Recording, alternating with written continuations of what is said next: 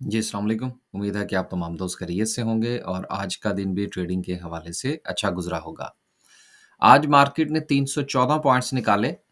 Market का high 66,196 का रहा और क्लोजिंग जो है वो मार्केट ने 65,417 पर दी।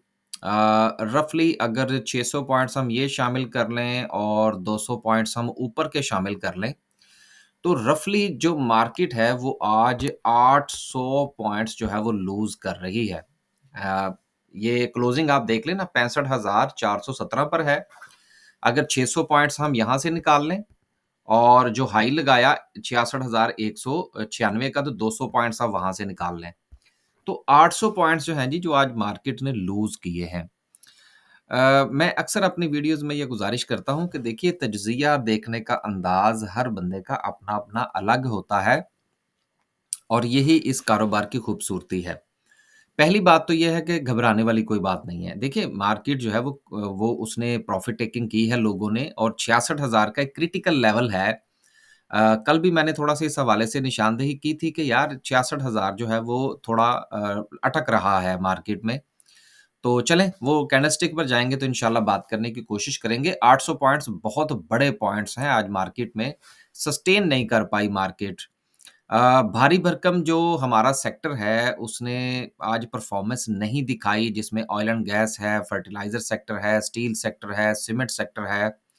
ये बड़े सेक्टर्स जो हैं ना, ये आज परफ़ॉर्म नहीं कर सके। दूसरे अल्फ़ाज़ में आप यूँ कह लीजिए कि वो तमाम के तमाम सेक्टर्स जिन्होंने अ, इकोनॉमिकल एक्टिविटी जो है वो जनरेट करना होती है मुल्क के अंदर कारोबारी सरगर्मियाँ जो है वो सरअंजाम देना होती हैं, वो सारे के सारे सेक्टर जो हैं वो आज मुँह के बल पड़े रहे। लेकिन जिन लोगों ने 66,000 पर कुछ बेचा है, उनके पास यकीनन ये मौका होगा कि वो मार्केट में से अपने हिस्से का कोई ना कोई शेयर जो है वो ज़रूर खरीदें। स्टेप्स में खरीदिएगा, बाकी इंशाल्लाह आगे सब चलते हैं और बात करते हैं। सबसे ज़्यादा जो सवाल कल पूछा गया, हर तीसरे बंदे का ये सवाल था जी कि पीपीएल, ओजीडीसी का बताइए कि क्या करें? यार देखिए, बात ये है कि मैं पहले दिन से अगर आप मुझे रेगुलरली वॉच करते हैं, यहाँ पर मैं एक चीज़ और ऐड करता चलूँ कि बहुत सारे सवालात जो हैं या जो हमें व्हाट्सएप पर भी आते हैं या जो कमेंट्स में भी लिखे जाते हैं, वो ज़्यादातर उन लोगों की तरफ से होते हैं जो वीडियो पूरी नहीं देखते। तो हमारे वो पंजाबी में कहते हैं कि सिगरेट के टोटे पीने वाला और वीडियो वीडियो के टोटे देखने वाला। उसको ना तो वीडियो की समझ आती है, ना उसको सिगरेट की समझ आती है। माइंड ना कीजिएगा, आगे चलते हैं।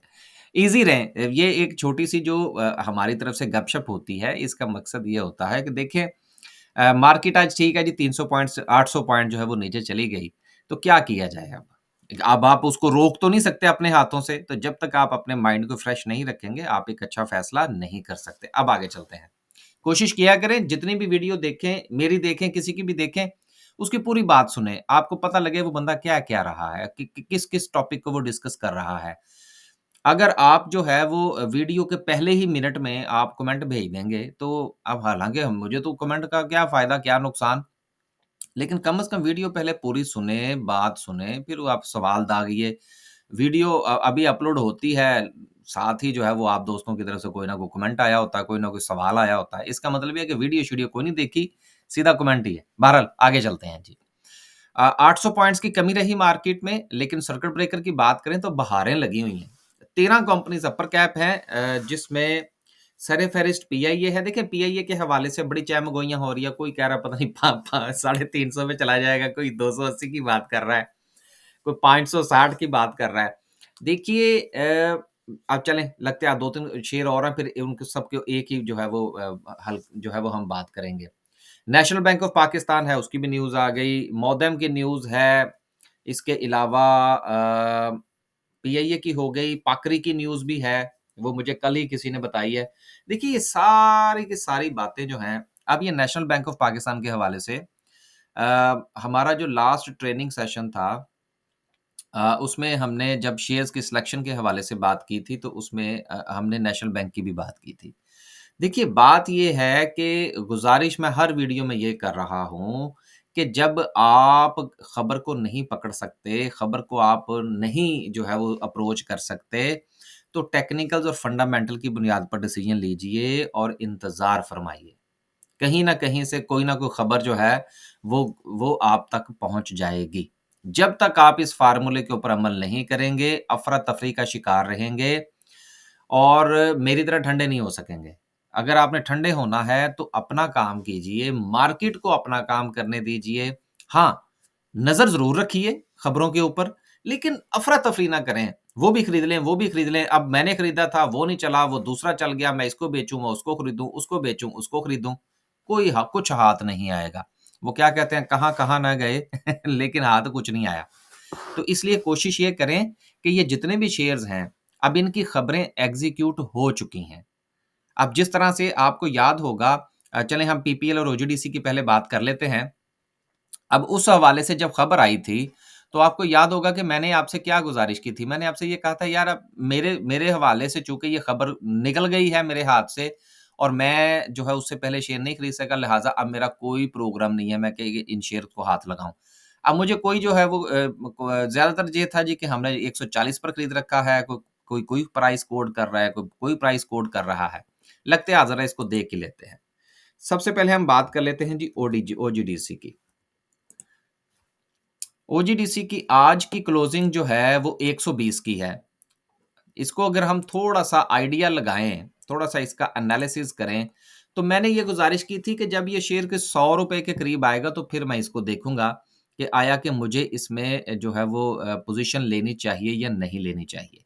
अब सिंपल सी बात है कि इसका टॉप जो था वो रफ़ली बना था, ये मैं पिछले टॉप की बात नहीं कर रहा, जहाँ से अब ये गिरना शुरू हुआ है, टॉप तो इसने लगाया था ₹155 का। लेकिन उसके बाद इसने लो लगाया 107 का। अब जब इसने 107 का लो लो लगाया था तो मेरा उस वक़्त ख़्याल ये था कि 100 या उससे नीचे जाएगा तो मैं इसमें बाइंग करूँगा। नहीं मिला, मैंने छोड़ दिया। देन इसने अपना हाई जो है वो जनरेट किया ₹132 का और अब ये ट्रेड कर रहा है 120 पर। अब ये अपना प्रीवियस हाई ब्रेक नहीं करके आ रहा है, तो चांसेस हैं कि ये अपना प्रीवियस लो जो है, ये उसको ब्रेक कर दे। तो चांसेस हैं कि आपको ये दोबारा से कोई 110, 112 इसके करीब जो है ये शेयर मिल सकता है, एक बात। अब दूसरी बात ये है कि अब जिनके पास ऊपर है वो क्या करें? उनके लिए गुज़ारिश ये है कि वो दूसरे-तीसरे दिन इसमें ट्रेड करने की कोशिश करें। जिस दिन इसमें अपसाइड की मूवमेंट हो उसमें दिन थोड़ा-सा बेचें, जिस दिन नीचे जाए उस दिन थोड़ा-सा खरीदें। इस तरह से थोड़ा-सा अपने शेयर्स को हिलाएँ। अगर आप इस इंतज़ार में रहेंगे कि ये दोबारा जो है वो 165 पे या 155 पे सॉरी 155 पे जाएगा, तो देन मैं इसको सेल करूँगा तो मेरा ख़्याल है वो दिल्ली दूरस्थ वाली बात होगी। वो जब तक दोबारा से वही खबर नहीं आएगी जिसकी वजह से आपने खरीदा था, तो तब तक ये शेयर वहाँ तक जाने के चांसेस अभी फ़िलहाल नज़र नहीं आ रहे, एक बात। दूसरा अगर हम पीपीएल की बात कर लें तो दोनों की सिचुएशन जो है वो सेम है, कोई ख़ास फ़र्क नहीं है। पीपीएल ने जो अपना हाई लगाया था रफ़ली 137 ₹140 का, अब देखिए, ये इसने अपना हाई लगाया 100 जो अभी फ़िलहाल मुझे नज़र आ रहा है, वो ₹133 और 89 पैसे का था। लो इसने जनरेट किया था, वो था ₹101 का सॉरी 98.23 ₹98 का इसने लो लगाया, लेकिन उसके बाद हाई इसने 120 का लगाया, सस्टेन नहीं कर पाया। प्रीवियस हाई को नहीं तोड़ सका, तो इसका मतलब ये है कि ये वापसी इसकी भी 98 से नीचे की तरफ हो सकती है। तो ये दोनों सिचुएशंस आपके सामने हैं, लेकिन अब इसके साथ देखना ये होता है कि आपने किसी भी जो एक्सपीरियंस है उससे उससे सीखा क्या? तजुर्बा किया, उससे क्या सीखा? आपने एक शेयर न्यूज़ पर बाय किया, टॉप पर बाय कर बैठे, अब समझ नहीं आ रही क्या करें? अब वही काम अगर आप पीआईए के साथ करने की कोशिश करेंगे, पाकिस्तान री-इंश्योरेंस के साथ करने की कोशिश करेंगे, कुछ हाथ नहीं आएगा। फिर जब वो शेयर्स पलटेंगे, तो आप फिर ऊपर लटके के लटके रह जाएँगे कि जी हम क्या करें? अपना ये एक असूल बनाइए और कोशिश ये करें कि कोई ट्रेनिंग सेशन वगैरह अटेंड कर लें। हमारे ट्रेनिंग सेशन को तो जो है वो हम आवाज़ें लगा-लगा के थक गए हैं। बिगिनर्स का कोर्स ही कोई नहीं करने आ रहा। मेरा ख़्याल है थोड़े से क्लाइंट्स हुए हैं। ख़ैर ये बात करने का मकसद नहीं था। मकसद ये था कि अब हम जिस वक़्त इन्वेस्टर का कोर्स अनाउंस करते हैं, तो हमारे पास जगह नहीं होती। हम लोगों से हाथ जोड़ के कहते हैं नहीं सर जगह नहीं है, अगले सेशन का इंतज़ार कीजिए। बेसिक्स कोई नहीं सीखना चाहता। और मैं भी ये सोच रहा हूँ कि बिगिनर्स का जो कोर्स मैंने अनाउंस किया उसको मैं कैंसल कर दूँ, क्योंकि देखिए ये बिज़नेस है ना, कारोबार है। हमने तो वो काम करना है जिससे हमें जो है वो रेवेन्यू जनरेट हो। सीधी-सी सिंपल सी बात है यार। तो आपसे गुज़ारिश ये है कि न्यूज़ के पीछे ना भागें और पीपीएल और ओजीडीसी जो है इसको अब नीचे इसके जो टारगेट्स हैं, इसका 98 का है उससे देखें नीचे जाता है या नहीं जाता। वहाँ से इसको बाय करने की कोशिश करें। ओजीडीसी का जो है वो मैंने आपको बता दिया उसको बाय करें, एवरेज करने की कोशिश करें और देन इसमें ट्रेड करें। लेके बैठे रहेंगे तो कुछ हाथ नहीं आएगा। अगर आपने लेके बैठना है तो जो शेयर है उसको हमेशा बॉटम पर बाय करने की कोशिश करें एज़ लो एज़ पॉसिबल।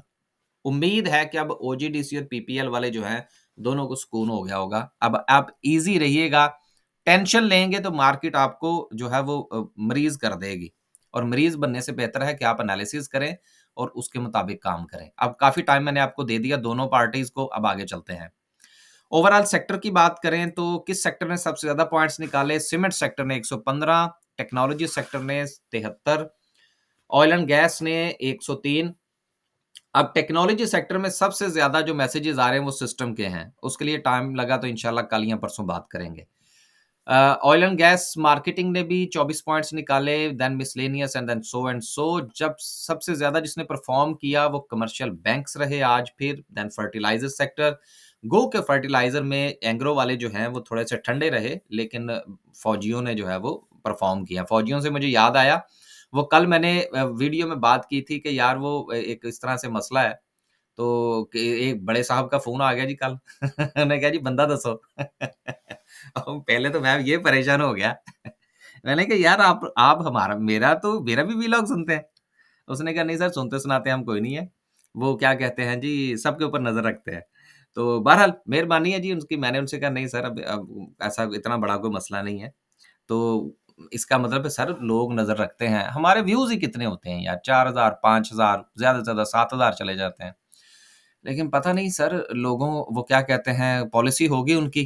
ख़ैर आगे चलते हैं जी, आज वीडियो काफ़ी लंबी हो गई।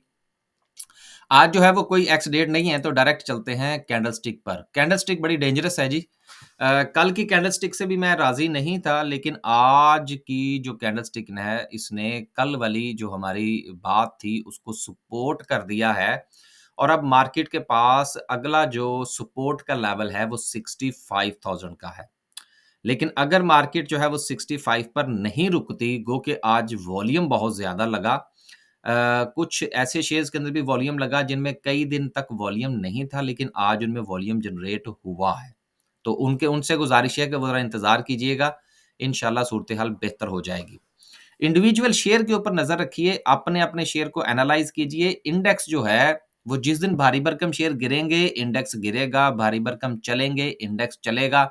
अब छोटे-छोटे से देख लें कितने कितने शेयर्स हैं जो कि अपर कैप हैं आज, लेकिन इंडेक्स नीचे है। इसलिए कि वेटेज वाले शेयर्स जो हैं वो गिरे हैं। अब वेटेज क्या होता है, वो गिरते हैं तो इंडेक्स क्यों गिरता है, ये अब बेसिक्स की बातें हैं, इसको छोड़िए।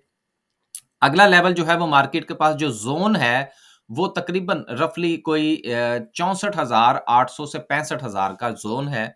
अगर मार्केट अपने इस ज़ोन को बरकरार नहीं रखती, तो फिर एक बड़ी जो डाउनफ़ॉल है वो हमें देखने को मिल सकती है।